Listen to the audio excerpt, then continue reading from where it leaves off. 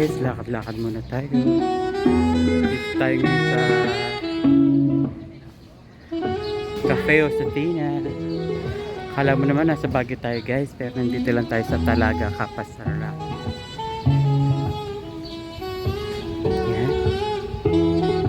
Speaker. Pwede lakad-lakad dito. Yan.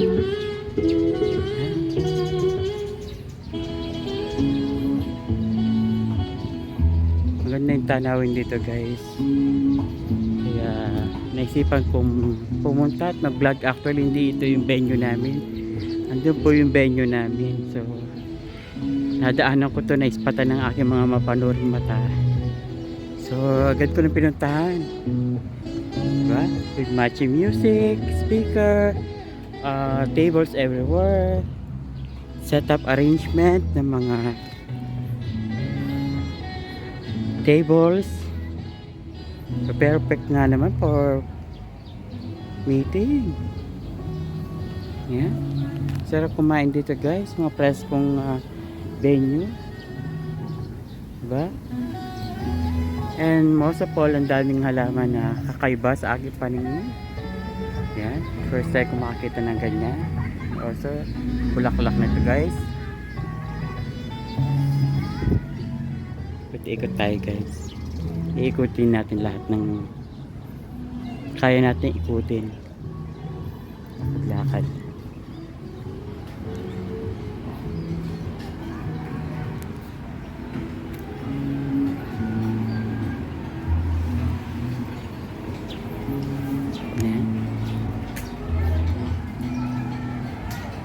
Sayang guys, wala tayong gimbal, no?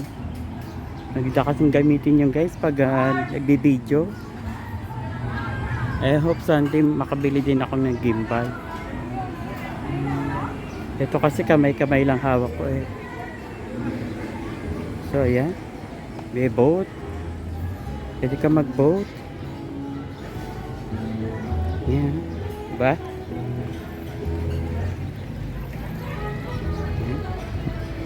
Yung mga ilaw-ilaw na nakahang. So mas maganda siguro sa gabi dito. Yung mga tables din, yung mga number. So kung saan tables kayo nakaupo.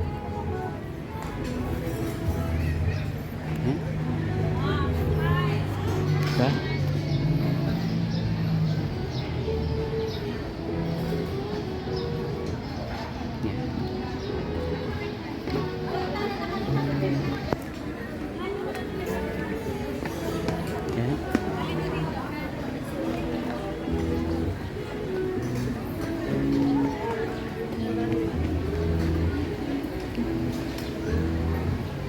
Ginala ko muna tayo guys.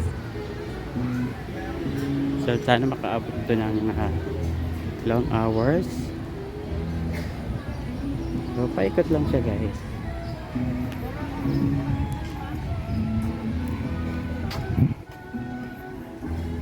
Yan, another relaxation. Pwede ka magduyan-duyan.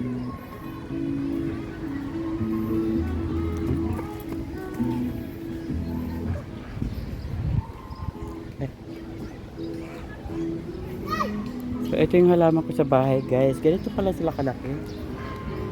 Meron akong halaman na ganito sa bahay. Binababad pala sila sa tubig. So ito yung bulaklak ng guys. Yan. Actual ng bulaklak. Hindi ko alam pangalan ng halaman ito, pero meron ako.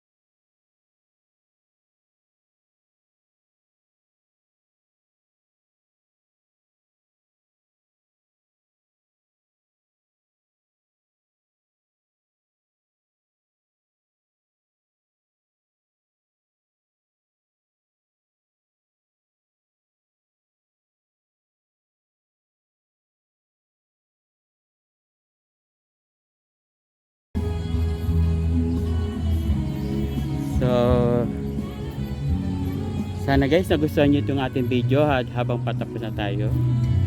Ito siguro guys yung mga dahon na may ilaw. Maganda siguro ito sa gabi. No? Yung may mga ilaw-ilaw. Kaya minsan may mga place na maganda sa gabi. Meron din naman sa araw. Pero mas attracted yung sa gabi kasi maraming ilaw. Tsaka nakapokus yung ilaw ko saan. Ito may area pa dito. Restroom papunta dyan.